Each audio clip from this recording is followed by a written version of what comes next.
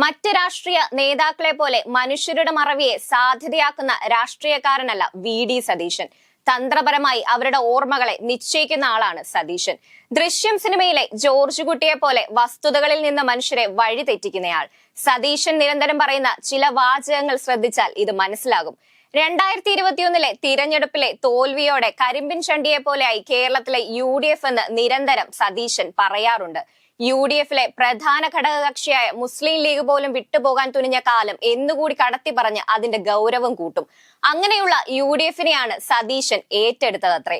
കേൾക്കുമ്പോൾ ശരിയാണെന്ന് എല്ലാവർക്കും തോന്നും. കാരണം ആദ്യമായിട്ടാണല്ലോ ഒരു മുന്നണിക്ക് ഭരണ തുടർച്ച ഉണ്ടാകുന്നത്.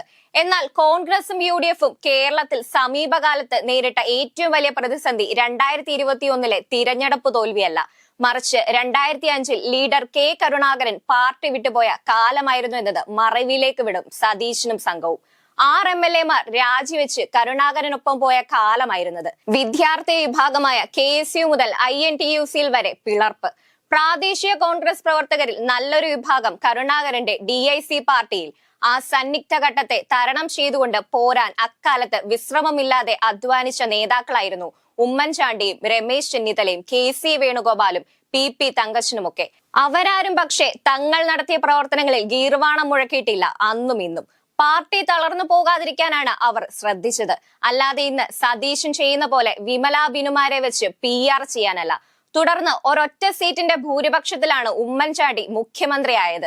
പരസ്പരം ഒത്തിണക്കത്തോടെ നേതാക്കൾ പ്രവർത്തിച്ചു. പ്രതിപക്ഷത്തിരുന്നപ്പോൾ എന്ന പോലെ തന്നെ ഭരണത്തിലും ഉമ്മൻചാണ്ടി രമേശും മറ്റ് നേതാക്കളും സഹവർത്തിത്വത്തോടെ മുന്നോട്ടു പോയി.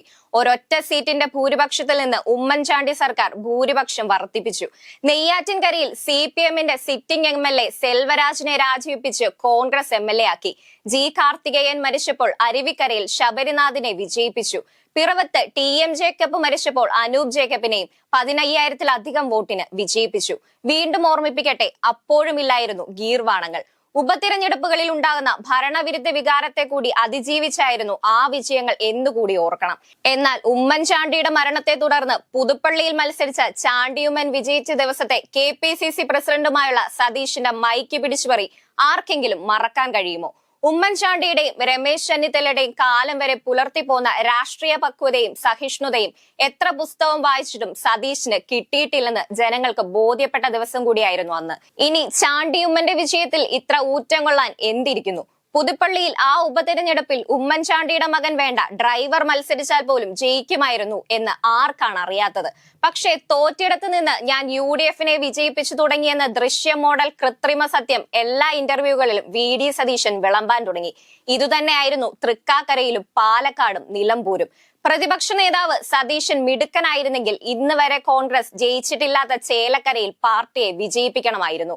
UDFിന്റെ രക്ഷകനായും തിരഞ്ഞെടുപ്പ് തന്ത്രജ്ഞനുമായൊക്കെ സതീശനെ അവരോധിക്കാൻ വിമലാ ബിനുവും സംഘവും നടത്തുന്ന PR-ൽ പാവങ്ങളായ കുറെ കോൺഗ്രസുകാർ ചിലപ്പോൾ കുടുങ്ങിയേക്കാം.